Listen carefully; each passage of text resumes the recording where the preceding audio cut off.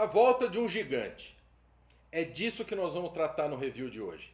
Hoje nós temos a volta de uma obra que faz parte da bibliografia do nosso curso Formação Livre em Teologia. Se você quiser ser nosso aluno, o link está aqui na descrição para você ser aluno, que é esta maravilha.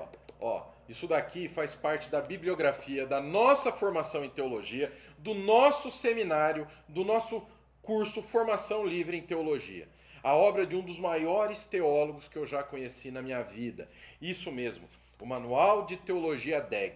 Ele estava fora de catálogo pela editora Fiel e agora veio em dose dupla, uma parceria da Fiel e da editora Pronobis trazem pra gente essas duas maravilhas.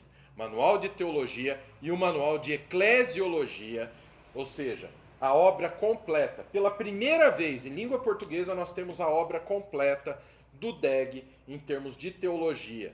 Um material que formou muitos teólogos lá fora e até hoje é referência. Finalmente voltou para o Brasil. E afinal de contas, quem é o John Deg? John Deg, nascido em 1794 e falecido em 1894, para os reformodinhas liberaloides por aí, deve ser um cara ultrapassado. Mas para quem é cristão de verdade, para quem preza pela sã doutrina, tanto reformado presbiteriano, reformado batista, arminiano cessacionista, arminiano continuista, arminiano pentecostal, essa obra aqui, ele é uma referência. Foi um pastor batista no sul dos Estados Unidos até ter um grave problema na sua voz. Em 1834, ele se viu forçado, então, a migrar para o universo acadêmico, servindo como presidente e professor de teologia na Mercer University. Após a sua aposentadoria em 1854, Deg, apesar de praticamente cego, mudo e aleijado, passou a dedicar-se à escrita. Ele foi o mentor de uma geração de pastores, estabelecendo importantes balizas nos campos da doutrina, ética, eclesiologia e defesa da fé, apologética. Então é um tipo de homem que a gente tem um presente da editora Fiel, boa teologia conservadora para as nossas mãos, sem nenhuma contaminação do veneno teológico do liberalismo. Então é uma joia para a igreja brasileira e vamos parar de falar desse material que dispensa as apresentações. Vamos ver ele, vamos ver o review, Manual de Teologia e Manual de Eclesiologia do Deg. Bom, pessoal, aqui está o lançamento do ano na área de teologia sistemática. Pastor, o senhor empolga com todo tipo de material? Não, não empolgo com todo tipo de material. Olha o primor do material, o que a Pronobis e a Fiel aprontaram. Eu estava esperando demais esse material. Estava esperando. Como assim, Pessoal, temos de teologia sistemática, nós precisávamos de uma teologia sistemática desse tipo, onde trata as doutrinas de uma maneira tão maravilhosa quanto esse. O box do John Ledley Deg, do John Deg. Aqui no canal vocês já têm o review da edição anterior, da edição antiga, né, do Manual de Teologia Sistemática do Deg. Agora, pessoal, a Fiel, junto com a Pronobis, reeditou este box perfeito. Lembrando, o Manual de Teologia do Deg é bibliografia do nosso curso, da nossa formação livre completa em teologia. Ou seja, então vocês veem, do jeito que eu sou chato com material, então vocês podem ver que é um material muito bom. O desenho dessa caixa é uma coisa fenomenal, então de um lado tá, do outro lado ele já está em negativo, já está diferente. É uma luva, que é uma caixa, tá bom? Não é só aquela luvinha, então é um box de verdade. Olha, eu estou apaixonado por isso aqui, viu? A escolha das cores dá um tom de seriedade que a obra merece. Manual de Eclesiologia e Teologia, do John Deg, editora Fiel e editora Pronobis Editora. Aqui está, olha os dois materiais, que coisa mais magnífica, tá? Eu vou mostrar as duas publicações, porque é o seguinte, você encontra aqui no canal o review desta obra aqui, Manual de Teologia Deg, e a gente tem esta nova versão do manual, e nós vamos ver algumas diferenças, vale muito a pena, tá bom? Tanto que aqui na Biblioteca do Nascido nós vamos ter os dois, pela lógica, né? Manual de Teologia John Ledley Deg. Manual de Eclesiologia John Ledley Deg. Manual de Teologia, vai te ensinar tudo a respeito das doutrinas cristãs. Esse material ele só é comparado à teologia sistemática do Louis Berkhof no sentido de custo-benefício do conteúdo que ele traz para você. Por quê? Porque ele é um material que te traz uma gama extraordinária referente às doutrinas cristãs. Então, o que você precisar conhecer de determinada doutrina, ele te dá o suficiente. Lógico que aí você vai procurar obras mais exaustivas, mas aí do nível dele você vai ter um custo-benefício único com esse material, que é maravilhoso. E uma coisa maravilhosa dele é que se você é um reformado presbiteriano, esse material serve muito para você. Se você é um reformado batista, esse material serve muito para você. Se você é um batista pentecostal, esse material serve para você. Por quê? Porque a forma como o Degg trata as doutrinas é de uma maneira única. Entendeu? Então, entenda, soteriologia não é a única disciplina dentro da teologia para você aprender. E a questão do relacionamento do cristão com Cristo, com sua igreja, guardar os estatutos do Senhor, é uma coisa única, uma coisa magnífica a forma como ele coloca. Eu vou mostrar mais dos materiais para vocês, tá bom? Manual de Teologia Don Degg, Manual de Eclesiologia. Manual de Teologia vem pela nossa querida editora Fiel. E o Manual de Eclesiologia da nossa querida Pronobis Editora. Olha, a Pronobis está trazendo cada material extraordinário para vocês. Estou para ler um livro dele sobre o Credo dos Apóstolos, que, olha, tá difícil me segurar para não passar o livro na frente dos outros. Então vamos lá, vamos ver primeiro o Manual de Teologia. A gente não vai ver ele tão a fundo, porque nós já temos a antiga edição. Nós vamos ver o suficiente. Nossa, como pastor essa educação. Então aqui começa com as indicações, lembrando a publicação em capa dura, com um verniz com reserva, tá bom? Coisa mais linda. Verniz com reserva é que só nos desenhos ele é envernizado. Tá? Tem o verniz ultravioleta. Então, Dr. Thomas Nettles, John Brodus e Mark Dever, tá? São as pessoas que endossam, que indicam esse material, entendeu? Vamos ver o que o Mark Dever falou sobre ele. Com a republicação do Manual de Teologia Degg, uma nova geração de ministros e de membros de igrejas poderá apreciar o dom que esse homem tinha para escrever uma teologia que era, a um só tempo, fiel à Bíblia, clara para a mente e acalentadora para o coração. Se nenhum outro escritor tem estado apto a convencer os leitores de que um verdadeiro conhecimento de Deus envolve tanto a cabeça quanto o coração, deixe John Degg ter esse privilégio. Ele foi um guia confiável para muitos no passado e ainda podemos confiar nele hoje. Tá? Mark Dever fala isso pra gente. Ele é o autor da série 9 Marcas para uma Igreja Saudável, quem não conhece o Mark Dever. Ou seja, esse é o coelho na cartola desse material, entendeu? É a carta na manga desse material, pulo do gato, que é o quê? De uma forma clara e acalentadora. A forma como esse homem escreve teologia, olha, é uma coisa assim fenomenal. Traduzido do original em inglês Manual of Theology, a Treatise of Christian Doctrine, originalmente publicado em inglês por American Baptist Publication Society da Filadélfia. Tá? Primeira edição em 1989 aqui no Brasil, quarta edição em português 2022. Então aqui a ficha catalográfica, tudo bonitinho. Aqui a foto do Degg. Ele não era lá um Miss Universo, né? Mas mais bonito que eu, tenho certeza. A apresentação. Prefácio. Livro 1. Estudo da verdade religiosa, que tem a questão do estudo da religião. Muitos hoje se coloca a religião de uma forma assim tão vergonhosa nas igrejas, chamando a pessoa de religioso. Graças a Deus a pessoa é religiosa, porque ela está tentando o quê? Ela está junto ao Senhor. Um eleito ele é religioso, porque ele quer estar religado ao Senhor depois do pecado. Né? Aí vem doutrina concernente a Deus, olha, eternidade, imutabilidade, onisciência, onipotência, bondade, verdade, justiça, santidade, sabedoria. Doutrina concernente à vontade e às obras de Deus. Doutrina concernente à queda e ao estado atual do homem. Doutrina concernente a Jesus Cristo.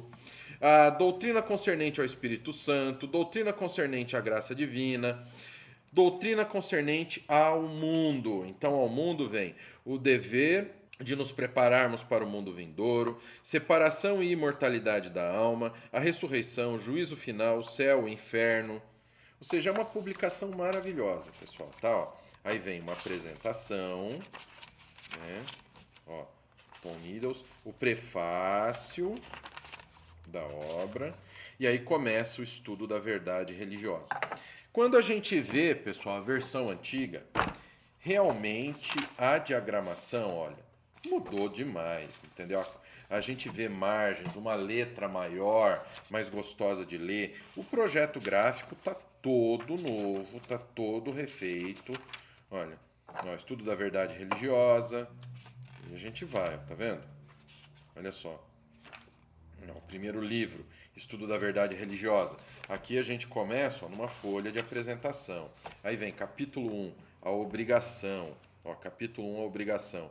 Olha a letra que está aqui bem menor, um blocão. Aqui o texto respira. É mais agradável para você ler, é mais agradável para você ter acesso à informação.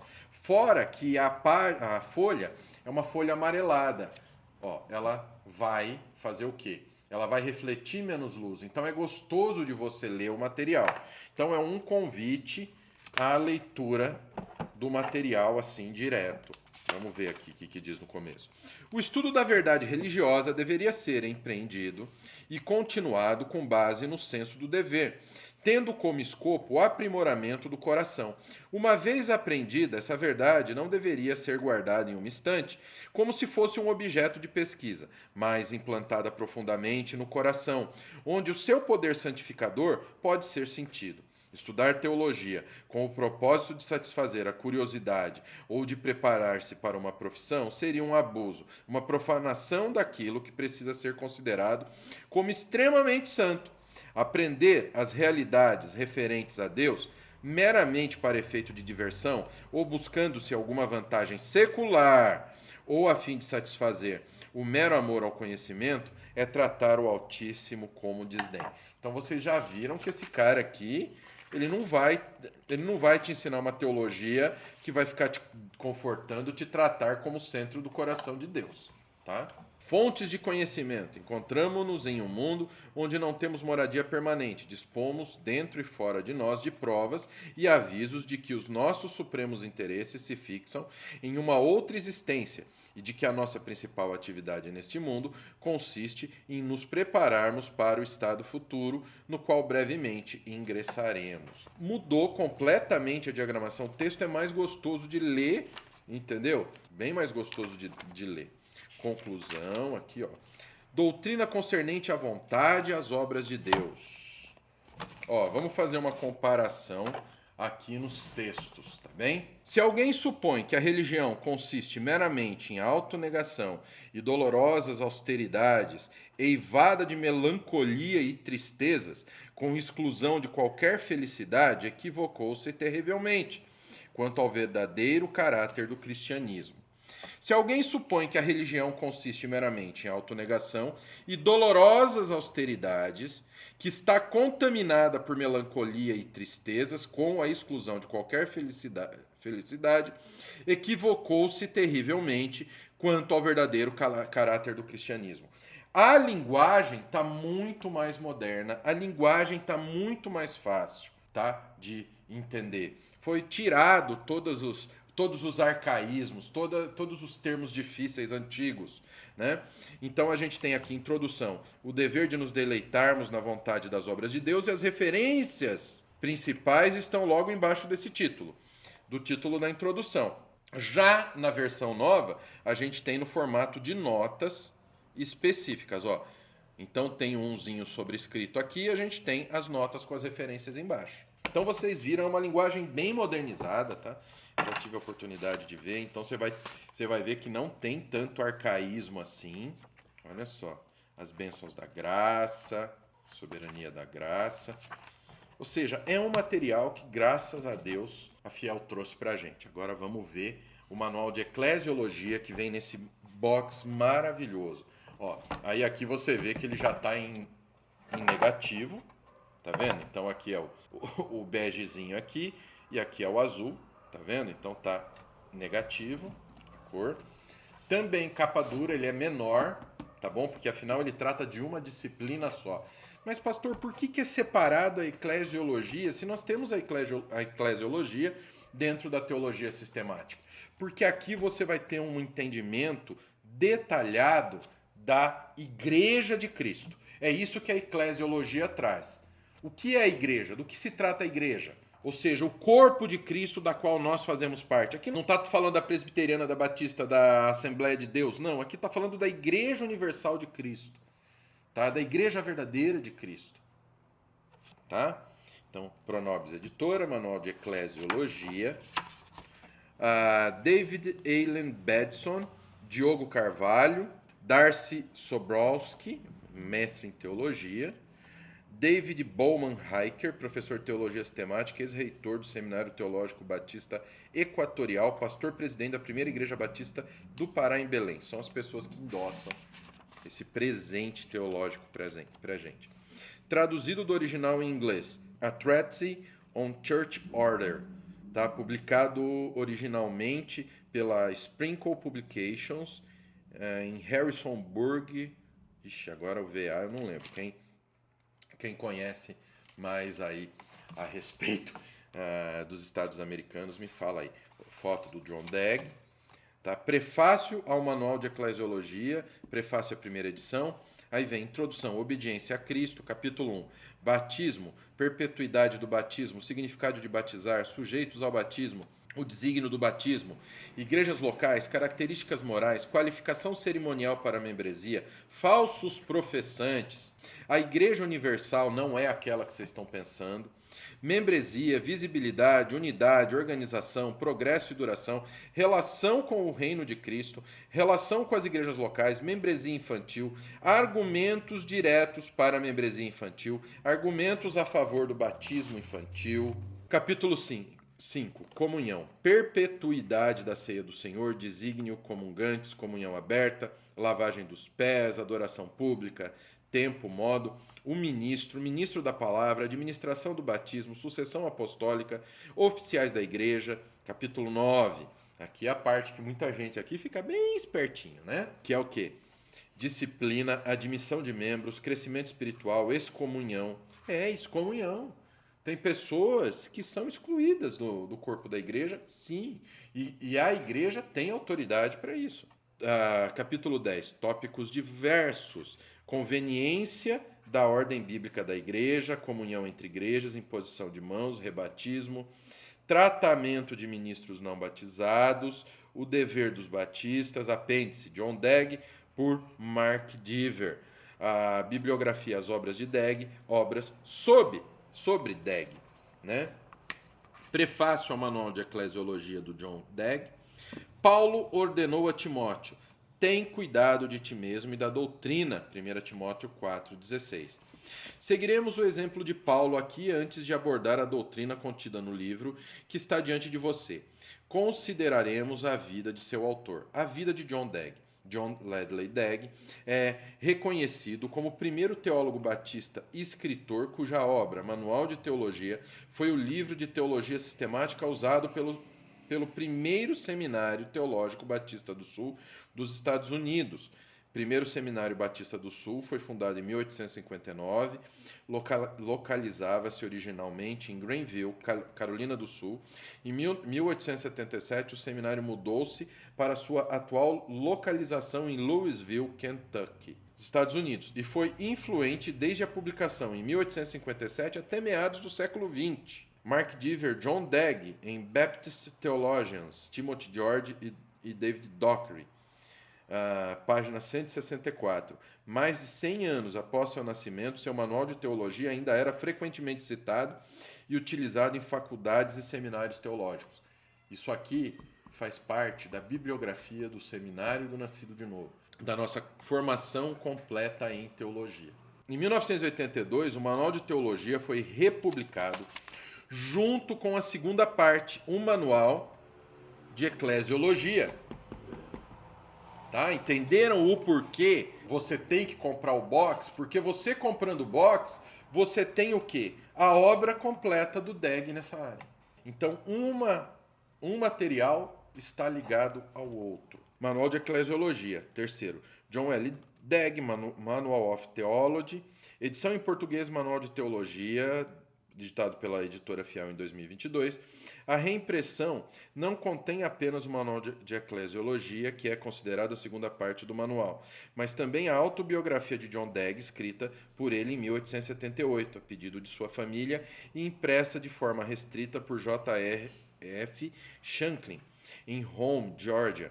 Essa reimpressão marca a primeira vez em que a autobiografia é disponibilizada ao grande público, ou seja, que você tem a autobiografia do cara. E continua a ser uma declaração valiosa das crenças batistas tradicionais.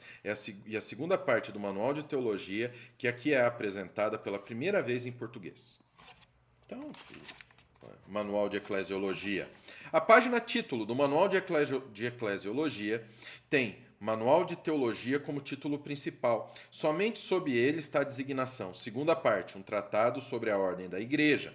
Assim, ele é claramente visto em conexão ao Manual de Teologia. Naquela obra anterior, Degg incluiu o capítulo sobre todas as doutrinas tradicionais da teologia sistemática, da revelação à escatologia, exceto a Igreja, a Eclesiologia. Em seu prefácio ao Manual de Teologia, Degg declara: este volume não contém coisa alguma referente aos aspectos externos da religião. A forma da piedade é tão importante quanto o seu poder, e a doutrina referente à piedade é uma porção integrante do sistema cristão. Todavia, fui incapaz de incluí-la na presente obra. Degg, Manual de Teologia, página 22. Degg pode não ter sido capaz de incluir a eclesiologia no Manual de Teologia, simplesmente devido ao espaço. O manual estende-se por quase 600 páginas. O Manual de Eclesiologia teria lhe adicionado outras quase 500 páginas. Mas Degg também via uma diferença entre a eclesiologia e as outras doutrinas da teologia sistemática. James Leo Garrett diz: a eclesiologia, de acordo com Degg, era um assunto externo, mas paralelo ao escopo da teologia doutrinária. Garrett Baptist Theology, página 143. Tá? O próprio Degg descreveu a eclesiologia como lidando com aspectos externos da religião. Ele diz, inclusive, no prefácio do Manual de Eclesiologia: a preparação deste tratado foi menos prazerosa ao autor do que a experiência de escrever o Manual de Teologia. Prefácio, relevância do Manual de Eclesiologia hoje. Prefácio à primeira edição. Quem escreveu esse prefácio? O John S. Hammett, professor sênior da Cátedra John L. Degg de Teologia Sistemática do Southeastern Baptist Theological Seminary, Wake Forest, Carolina do Norte, Estados Unidos. Prefácio à primeira edição. Introdução: Obediência a Cristo. Obediência a Cristo. Vamos pegar um pouco do conteúdo. Capítulo 1. O batismo. Perpetuidade do batismo. O batismo com água é uma ordenança cristã de obrigação perpétua.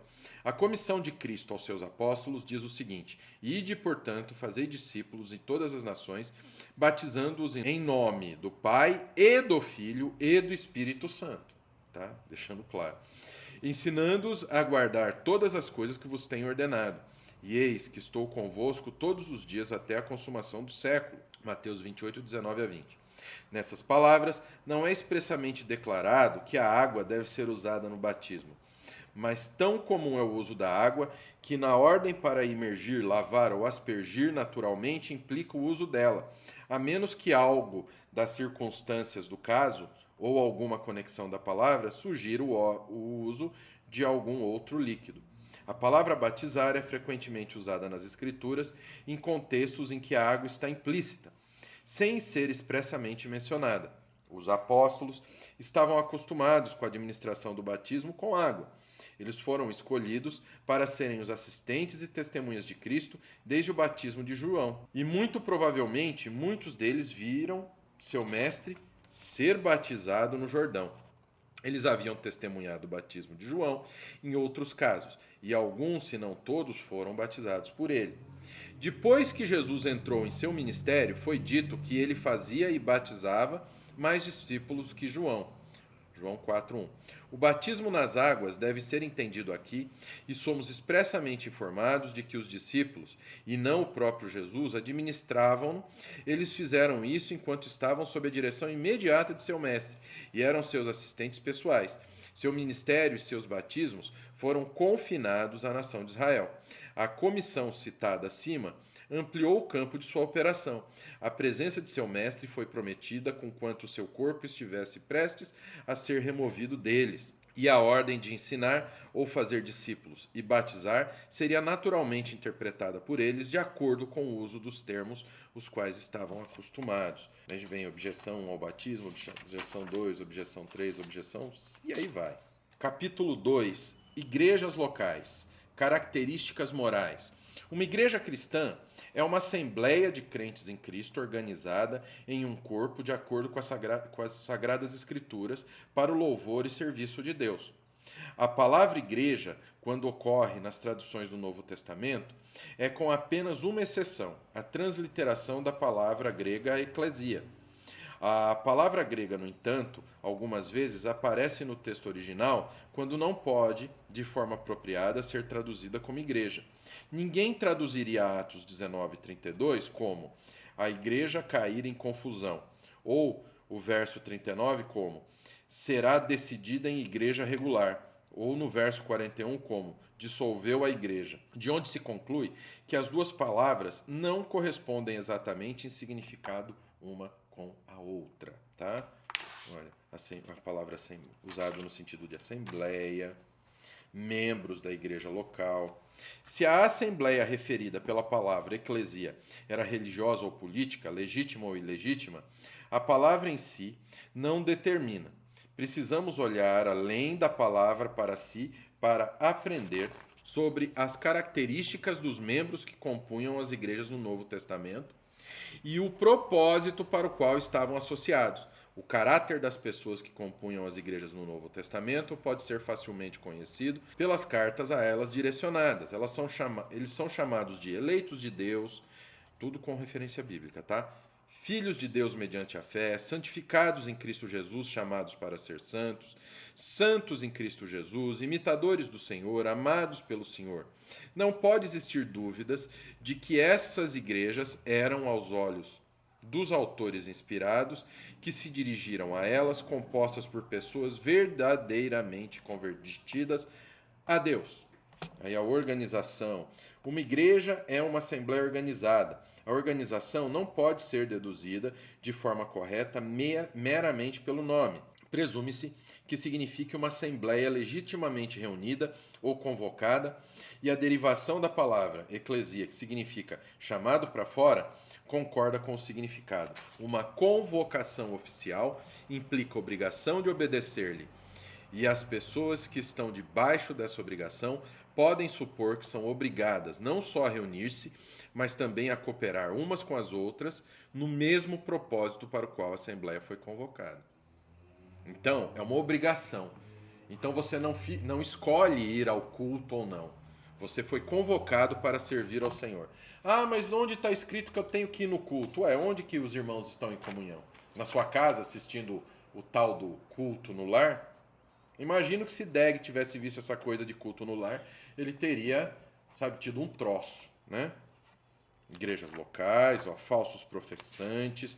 Os discípulos de Cristo, ao obedecer à ordem de seu mestre para amar uns aos outros, estão sujeitos a errar quanto ao objeto próprio do amor ordenado. Homens que não possuem o espírito cristão frequentemente usam o nome de cristão e, como ninguém, a não ser Deus, pode sondar o coração, tais homens frequentemente são aceitos entre os seguidores de Cristo e são reconhecidos por um tempo como verdadeiros discípulos. Por razões sábias, algumas das quais somos capazes de entender, Cristo não orou para que os seus discípulos fossem tirados do mundo, embora a relação que eles ainda mantêm com os homens do mundo seja muitas vezes causadora de provações dolorosas. Ela lhes oferece uma oportunidade para deveres que são proveitosos para si mesmos e para a humanidade, e ainda honram a Deus. Igualmente, sua relação com falsos professantes dá-lhes a oportunidade para exercitar a perseverança e paciência e um cuidadoso autoexame. Né? A Igreja Universal, a membresia. Igreja Universal é o conjunto de todos aqueles que são salvos por Cristo. Ponto! Não é a presbiteriana, não é a assembleia, não é a batista. Igreja é o conjunto de todos aqueles que são salvos por Cristo. Então, aqueles que estão numa empresa neopentecostal, que não é igreja, que só foca coisa desse mundo, coisa secular, eles não são salvos por Cristo. Nossa, pastor, forte o que o senhor está falando. Lógico, aqueles que são salvos por Cristo buscam a Cristo. Tem noção do que foi a morte de Cristo, o sacrifício de Cristo para si. Aqueles que vão para um local onde fala-se no nome de Jesus, mas na realidade vão por interesse em coisas seculares, eles não estão cultuando a Cristo. Simples assim. Então eles não são de Cristo. Nossa, pastor, o senhor pegou pesado. Pego pesado porque é a realidade. Eu não estava salvo enquanto eu estava na primeira igreja que eu entrei, que era neopentecostal. Só quando eu fui conhecer o verdadeiro evangelho e transmitir o verdadeiro evangelho. Quando eu fui viver a verdade de Cristo. Ninguém vive no engano. Nenhum salvo vai viver no engano. Membresia infantil, o ministro da palavra. Os ministros de Cristo são uma classe separada de pessoas que se distingue por um chamado divino especial para pregar a palavra. Nenhum ministro da palavra é dono da vida de ninguém. Ou seja, olha, é uma obra perfeita, uma obra maravilhosa, disciplina, tópicos diversos, olha, conveniência, o dever dos batistas. Isso aqui todo batista precisava ler, viu? Não iam querer mudar a confissão doutrinária, tá? Apêndice, John L. Dagg, por Mark Dever, a biografia do Dagg, tá? Que não é um pastor Raul da vida, é um grande pastor, grande homem de Deus, grande teólogo. A lista das obras do Dagg, e aqui obras sobre ele, e a bibliografia, logicamente. Aqui uma propaganda da Pronobis, que é normal. Esse foi o box do Manual de Teologia e Manual de Eclesiologia do Dagg. Bom, pessoal, essa foi a obra-prima, Manual de Teologia do John Ledley Dagg e Manual de Eclesiologia do John Ledley Dagg. A gente tem que agradecer a coragem da editora Fiel e da editora Pronobis de trazer pra gente um material tão fiel à Sagrada Escritura. Numa época em que o liberalismo teológico está fazendo estrago por aí, está enganando muita gente, distanciando cada vez mais as pessoas da palavra de Deus. Uma época onde a teologia do eu substitui a teologia, onde nós nos conscientizamos que somos pecadores e precisamos de Cristo para a nossa redenção.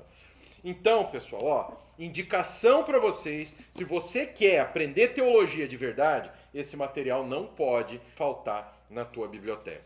E detalhe, lembre-se que isso daqui é bibliografia do nosso curso de teologia, da nossa formação completa em teologia do Nascido de Novo. Pastor, onde eu encontro esse material? Link está aqui na descrição para você não perder. Aproveita que o preço de lançamento do box com os 2 livros você não vai acreditar. Lembrando que isso daqui é o que? A obra completa, tá? Que é o manual de teologia, que ele não tem a parte que fala da igreja. E como eclesiologia para ele é uma parte muito completa, ele é feito num segundo volume, num volume completo. Então espero que vocês tenham gostado. E lógico, se você quer utilizar esse material, quer estudar, quer aprender mais ainda da fé cristã, quer aprender o que é a Escritura, como extrair o conhecimento bíblico da forma correta, como fazer um estudo bíblico completo, como aplicar na tua vida e como transmitir da maneira correta, mesmo sendo arminiano, mesmo sendo reformado, mesmo sendo carismático, mesmo sendo pentecostal, mesmo sendo cessacionista como eu, venha se formar em teologia com a gente. A teologia não é algo para limitar a ação do Espírito Santo. Não, são ferramentas que o próprio Espírito Santo criou para que nós possamos interpretar corretamente a Bíblia e servir ao Senhor de verdade. Link está aqui na descrição com um desconto único só para você que fizer a sua matrícula aqui com a gente através desse review. Então que o Pai, o Filho e o Espírito Santo de Deus abençoe a vida de vocês. Até a próxima. Vem estudar com a gente que daí nunca mais vão te enganar usando a Bíblia. Porque você vai saber fazer como os bereanos. Quando alguém pregar alguma coisa para você, você vai saber encontrar na Bíblia se aquilo lá está certo ou errado. Deus abençoe.